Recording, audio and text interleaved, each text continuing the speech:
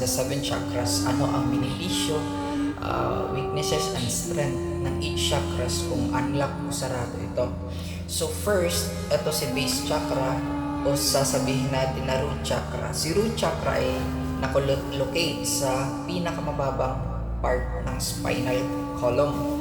So represents color red. Sa element naman siya ay earth. Then ang pinaka main niya na pinaka work is all about the kaligtasan, seguridad at katatagan or survival.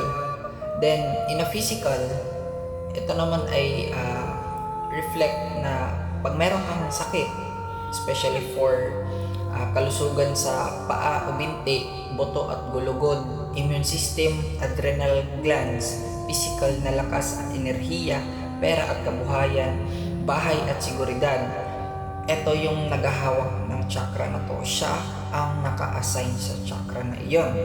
Okay, so now, the question is, paano naman siya natin ibabalanse? Okay, here is it. Disiplina at sipag, matatag ang isip, marunong humawak ng pera, nakakaramdam ng seguridad sa buhay, malakas ang katawan.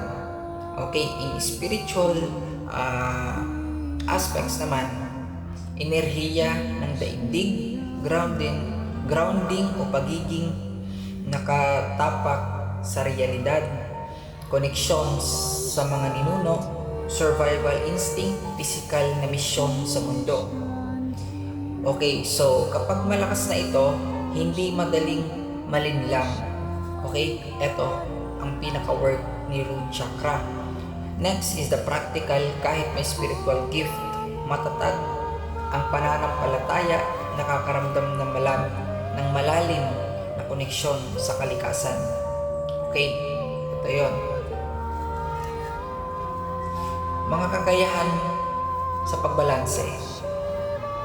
Okay, matapang sa hamon, may tiyaga at determinasyon, magaling magplano para sa kinabukasan, mabilis makabangon sa problema, may leadership at responsibilidad, nakakaramdam ng kapayapaan at seguridad.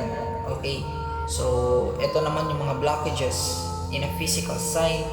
Madalas mapagod, problema sa likod at tuhod, mahinang resistensya, problema sa pagtulog, takot sa hinaharap, sobrang pag-aalala, kawalan ng tiwala sa sarili, feeling na walang direksyon, takot mawalan ng trabaho. Okay, mga kakayahan kapag sobrang aktibo, masyadong materialistiko, sakim o sobrang attached sa pera, kontrolado ng lahat, matigas ang ulo, galit at agresibo, hirap magtiwala sa iba. Okay, paano palakasin ang root chakra? 1. Maglakad ng nakapaa sa damo o sa lupa. Pangalawa, mag-ehersisyo. Pangatlo, mag-ipon at gumawa ng financial plan.